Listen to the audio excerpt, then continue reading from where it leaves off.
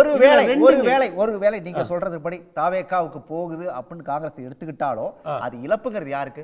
ஐயா, அது இழப்பு இல்லலாம், பெட்டி உடைச்சாதான் தெரியும். சரி, அவங்க நான் தான் சொல்றேன், அவங்க ஒரு கிராண்ட் பிளான்ல வராங்க.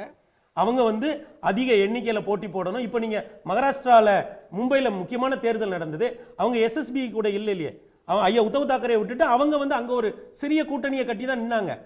அப்போ அவங்க ஒரு விஷயத்துல தெளிவா இருக்காங்க, நாம நம்முடைய வாக்கு வங்கி எது, அகில இந்திய வாக்கு வங்கி எது, நாம அதை நோக்கி தான் போகணும். அப்ப நான் சைலன்ஸ்னு சொல்றது ரெண்டு சைலன்ஸ், திமுகவோட சைலன்ஸ், காங்கிரஸ் விவகாரத்தில் திமுக காட்டக்கூடிய சைலன்ஸ், தேர்தல் கூட்டணிகளை உறுதிப்படுத்துவதில் திமுக காட்டக்கூடிய சைலன்ஸ், இந்த ரெண்டும் தான் இந்த தேர்தலில் ரொம்ப முக்கியமானது. அப்ப இப்போ ஒரு விஷயம் தெரியும், என்டிஏ கூட்டணி 23ஆம் தேதி எந்த அளவுக்கு வலிமைப்படும் தெரியும்.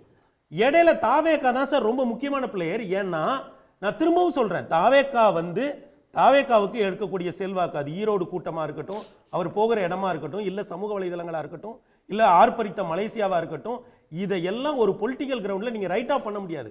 இந்தியாவிலேயே ஒரு நடிகர் தன்னுடைய கேரியர் உச்சத்தில் இருக்கும்போது இனி நான் சினிமாவில் நடிக்க மாட்டேன், அரசியல் தான் எனக்குன்னு அவர் வராரு. இதெல்லாம் நீங்க ஒரு ஜனநாயக பரப்புல ரொம்ப சாதாரணமா நம்ம எடுத்துக்கலாம். ஆனா அரசியல் கட்சிகள் அப்படி எடுக்காது.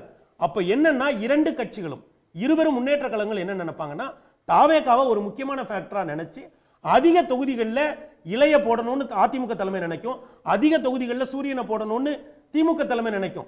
அப்ப என்ன, அதனால தான் நெகோசியேஷன் டேபிள் ரொம்ப டஃப்பா இருக்கு. ரைட், அதனால தான் இப்ப திமுகவோட மௌனம் இருக்குல்ல, அதை நிச்சயமா அதிமுக உணர்ந்திருக்கும்.